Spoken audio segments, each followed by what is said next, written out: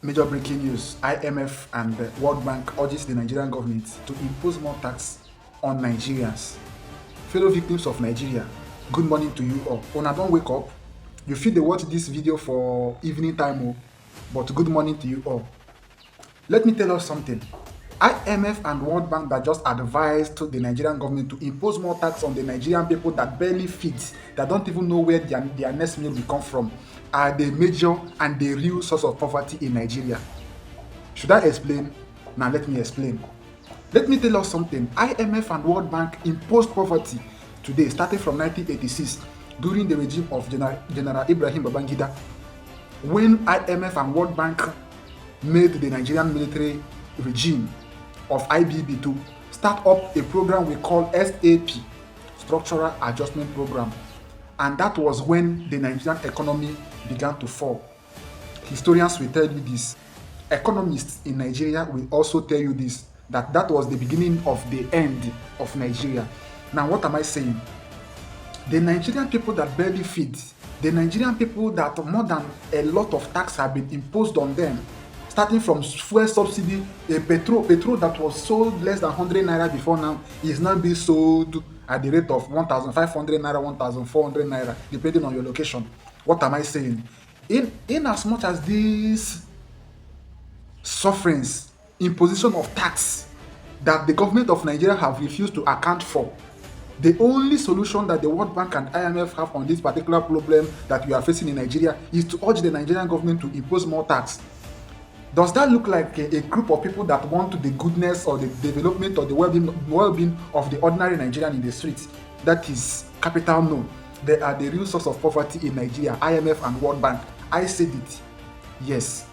They introduced SAP. Don't you know that there was a time when the Nigerian naira was far away stronger than the US dollar? Don't you know? Go and check the value of the Nigerian naira. In the early 80s and in the 70s, you will see that the Nigerian naira was stronger than the US dollar. But today, $1 is equal to 1,500 Nigerian naira. Oh my God. Let me tell you something. 210 trillion is already missing from NNPC, the body responsible for the petroleum in Nigeria. These people, Nigerian government have refused to account for the tax they have imposed already, but IMF and World Bank is urging them to impose more so that they will have absolutely nothing to account for again. Trillions and billions being stolen by politicians, moved to the bank accounts right there in the conceptual West.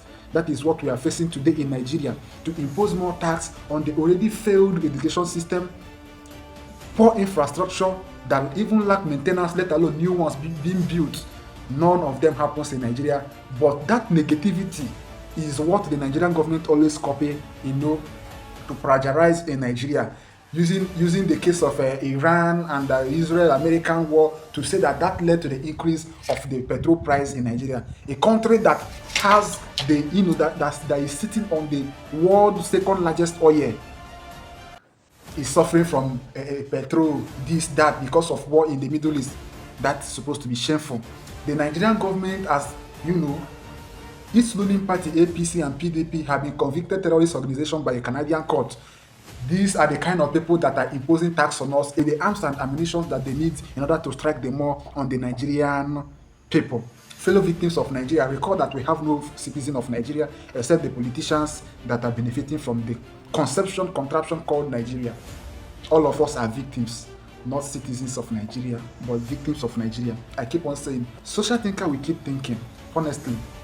But the Nigerian government that I know today aren't different, acting different from terrorist organization, as said by the Canadian court. Honestly, many generals have been killed in this Nigeria, and the president and commander-in-chief, including the vice president, were attending parties, rallies, enjoying themselves, political campaign, while generals have been unalived, slaughtered, beheaded.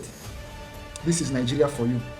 Other governments of other countries don't care, but it is, oh my God, what can describe what we have in Nigeria today as government? They don't care, absolutely. They tell you to your face. Share this video.